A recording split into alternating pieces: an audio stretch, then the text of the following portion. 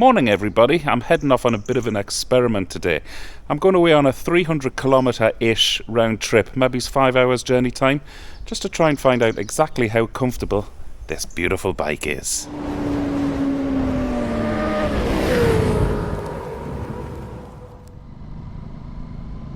Well, good morning everybody. What a beautiful morning it is here in Ireland. So yes, like I said in the intro, I'm doing about a 300 kilometre round trip today. Well, if you know me, you know that I need something to ride out to, a purpose, if you like, and I'm heading today off to Gleniff Horseshoe, which is in County Sligo. If you're wondering what that is, it's not just a horseshoe hanging on a tree or something. It's a rock formation in a mountain range, created by the last ice age. Seen loads of photographs of it on all of these photography forums that I might be on, but I've never actually been there. So that's where we're heading today. And yeah, the test as such is to see exactly how comfortable this bike is on a wee trip like this. I know most of you at home are thinking, oh, that's not a trip, that's not going to put the bike through its paces. Well, 5 hours on this bike, I think, might definitely put me through my paces. But the roads are quite slippy today, so I'll be taking my time. It might even take me a little bit longer. But looking forward to it all the same. This is a piggery, and thank God there's no such thing as smell-o-vision, because, oh my God almighty, I can't describe the smell at the minute. Put it this way, you'd never eat another bacon sandwich again. So yeah, looking forward to the journey ahead. I'll just give you a few stats if you're wondering about, well, if you're watching this wondering if the bike is going to be comfortable for yourself to go on longer spins away. So I'm 5 foot 8 inches, I'm 195 pounds, even though I'm trying to work on that, and 52 years old. I'm really good looking, great crack, brilliant personality. Oh Jesus, I thought I was filling in a dating ad there. You get the picture, alright? I hope my wife isn't watching this. And God, the roads are slippy. I've got the Rosso Corsa 2 tyres on actually, but they're just amazing tyres. Although, what's my clock say? Oh, I haven't got that selected. I think I've got nearly 3,000 kilometres on the clock now, so the tyres are definitely wearing a bit thin. I noticed that yesterday when I was getting the bike ready for today. But it's going in for a service in 2 or 3 weeks time. It's booked in for. I might get a new set of wellies put on it as well. Alright, so sit back, enjoy the little spin. What I am going to do, I'm going to give you regular updates as to how my posture is, how I'm feeling, if I'm feeling tired, if I'm feeling any pain anywhere. It's like a little bit like being in a doctor's waiting room, isn't it? And well, basically I'll just keep you updated as to exactly how this bike is treating me. Of course, I've been spoilt of late. I don't know if you have seen the beginning of my Connemara series, and indeed the mountain range series that I've been doing over the summer, the mountain pass rather. I use the GS for all of that stuff for obvious reasons. But it really has got me thinking, why is there only one bike really which can do that? Now I know the GS XL's on every level for that sort of work, if you like, but I'd love to do the odd trip on this bike. I mean, again, for those of you who followed me for a while, you'll know that I sort of fell out of love a little bit with this bike over the summer. Well, actually, that's technically incorrect. Didn't really fall out of love, I just couldn't see a purpose for it within my garage, to be honest. I mean, all I ever did with this bike was to ride it round the block once, twice a month really, and you know, get that need for speed out of my system, then bring it back home and then go off on a journey on the GS or something else, you know. But I really would like to see what this bike is capable of within my remit, if you like, of making videos for this channel. Of course, it's not just for this channel. I really love riding this bike. I'd just like to ride her a bit more. So I'm just putting cruise control on and just take it up a few bits in increments. 100 kilometers per hour is the range here. So feels quite blustery now inside the helmet, but The reason I've turned the camera on is just to say about the windscreen. Actually, there is no buffeting at all, which is really nice. Yeah, so far the comfort is really good. I've been on the road for 42 minutes. Feels like I could have been on the road for 2 minutes. So no issues at all.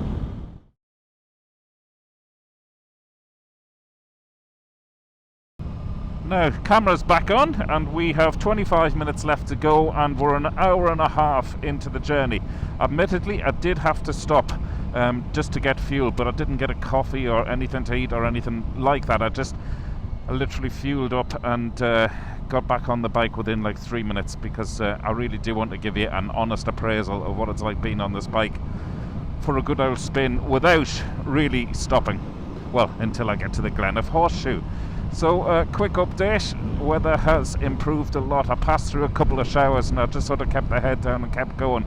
And again, this visor, really good, kept a lot of the rain off me by throwing it around me. Wasn't really expecting that, and this is the very first time I've been out on this bike in the rain. My riding position, I should probably start talking about this now. I feel very comfortable. The wrists were getting a little bit tired about an hour and 10 minutes in, but that's more to do with me rather than the bike. So I just sort of set the cruise control again and just took one hand off at a time and got the blood flow going again. I have become more conscious about gripping the tank, of course, with my knees. That's made for a lot of relaxation in my elbows, and I'm very conscious to keep the elbows bent, so when I hit those little sort of divots, or not potholes as such, but the little bumps, you know, it's not the joints in my elbows which are taking the impact as such. So I'm trying to keep the elbows bent as much as possible and keep the tank sort of gripped within my knees, not hugely where I'd be, you know, tiring my thigh muscles out as such, but I'm just very conscious I've got a tighter grip than what I would normally do on other bikes. But so far all is good. I'm really enjoying the trip, really enjoying the journey, and already I know that I've just broken well, I've raised the bar, so to speak, for places I can now go on this bike. I mean, day trips, no problem. You can probably see here by a 360 shot, I've got the Krieger waist pack on. It's got 8 litres capacity for carrying capacity. So what I've got on there is my 360 camera, a few spare batteries. What else have I got? Oh yeah, a couple of protein bars, a bottle of water, a cloth which came in invaluable to wipe all of that rain off the camera lens which I passed through earlier, and the visor as well. A few other bits and pieces in there, charging leads, whatever. So that's enough for a day away. And I mentioned when I was doing my Connemara series that from now on I'm not even going to be taking the DSLR camera. I'm just going to do everything on the phone, because in terms of photographs the phone is brilliant. It's the iPhone 13 Pro Max, and not so great on video, I'll be honest, but then I can use this the camera that I have on my chin now, because what I also have in the Krieger waist pack is a selfie stick for the 360 camera, and also a sort of a GoPro mini tripod, which I can just clip this camera off my chin mount, and within seconds it's on that little GoPro mini tripod. That's one of the things I love about this Osmo Action 3, the mounting system. So quick, none of this gubbins where you have to take a GoPro out of the media mode and out of the cage and all of that crack. And I'm still on the same battery with this camera as I was when I left home 1 hour and 32 minutes ago. Now granted, I haven't been recording that whole time, only been switching on to film these last few bits you've been watching, but still the battery is showing something like 85%, I'd say. Anyway, we're coming into the land of beautiful scenery. I do believe we're possibly in County Sligo right now. Yeah, the scenery is definitely unfolding here. It's gorgeous. Look at the colours of the trees here, folks. Autumn is well and truly here. This is rather beautiful, isn't it? Of course, the real test is only going to come at the end of this video, after I've done the sort of 5-hour round trip and the 300-kilometre-ish range, you know. So I'll only be able to give you an honest opinion of how I feel then at the end of the day. But nevertheless, stay tuned, because I think we're in for some spectacular scenery coming up very, very soon here. Look at that for a... Can you see it? I hope you can. For a mountain range, or for a mountain. I'm just wondering, is that Gleniff Horseshoe somewhere over there? Because that is incredible. Okay, so there's a little brown sign there which says this is the start of the Gleniff Horseshoe. As you can see, it's really rough. Loose stones. It looks like it's just been redone. And there's a sign there telling us to beware. So, obviously, being on 2 wheels, I'm going to be very careful here. I wasn't expecting this. This is a great test for this bike. So I believe we're now on the Gleniff Horseshoe Drive. Now, I'll be totally honest, I'm now wishing I had the drone with me. And that's one of the things when you're on a sports bike, you try and pare back everything, of course, don't you? I know you can buy all the luggage and, well, any amounts of luggage systems for the Aprilia, the RS660 now, but I really think it spoils the look of a sports bike when you have it fully loaded with tank bags and panniers and back boxes and whatever else. And I know the back seat on this unclips to enable you to put some sort of luggage system on the back. I just really don't like the look of it.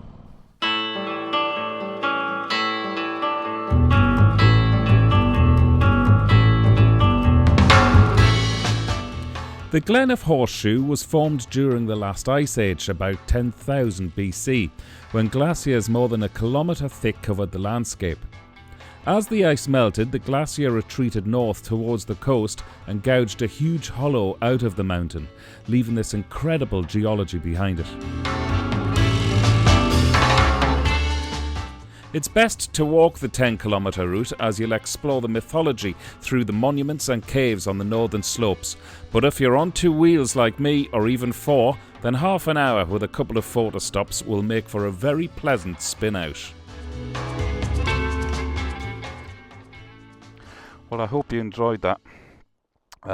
Incidentally, I know I've said today isn't about the Gleniff Horseshoe as such. It's more about the comfort about riding out on this bike. But when you come to somewhere like this, I mean, you can't help but take a few photographs and learn a little bit about it. Alright, still feel great and still looking forward to the ride home. Don't feel tired at all. No aches and pains. So what I will do on the way back is I'll probably speak to you in voiceover from the edit, because I have to do this retrospectively really, and tell you when I get back home this evening about the comfort and my findings about riding a bike like the RS660 away for the day on a little bit of a mini tour. Can I call it a mini tour? Or is it just a day out? I suppose it's a day out. Well, I've been on the bike for 5 hours 26 minutes. I was getting a little bit worried there because I started smelling a really strong smell of petrol, but I've just realised it's this fella in front of me. What is that, a Morris Minor or a Clubman or something like that? I wouldn't know, to be honest, but I'd say he's more uncomfortable in that than I am on my Aprilia. And on that note, I did make it back to the edit, which is why I'll now speak to you in voiceover. My findings were actually quite a revelation. I always thought a bike like this was A, for track, and B, to ride aggressively when the mood took me, to make me feel better. I had really limited this bike to very few purposes, and I feel guilty about that. The reason I chose this over the Tuono 660 was based on looks, even though I do like the more upright position of the Tuono, but saying that, I have discovered today that the riding position on the RS660 is still quite upright, and definitely not one as low-slung as a traditional sports bike. This contributes hugely towards being able to enjoy the longer journeys. The other thing I was really surprised about is the fact that the windscreen threw the rain over me and there was zero buffeting even whilst riding at good high speeds. I suppose the thing I always look to complain about with any bike is the seat, and the seat on this is brilliant. No numb bum for me, and really comfortable on the inner thighs too, especially when I did have to grip the tank a little bit more. The other thing to add here is that there are no vibrations, well certainly not coming up through the bars or the pegs, although above 100 kilometers an hour you can definitely see the mirrors buzzing, but I don't mind that if I can't feel them. And I'm nearly back home, so thanks a million for tuning in.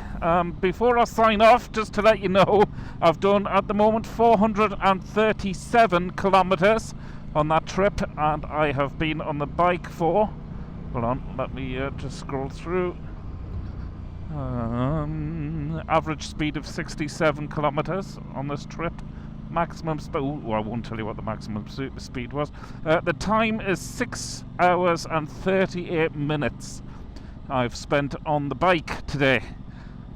So that was just a brilliant day out, a great test. I'm delighted I've done it. I had a brilliant time, and I hope you did too. And I hope you feel equally as refreshed as I do as well. I really wasn't expecting this at all. As I said at the beginning of the video, this is the longest trip I've ever taken on this bike. I'm absolutely thrilled now that I've proved that I can do this on this bike. It'll get a lot more use in the future, let me tell you that. Anyway, thanks a million for tuning in. Dave Perry, Really Good TV. Have a good week, everybody.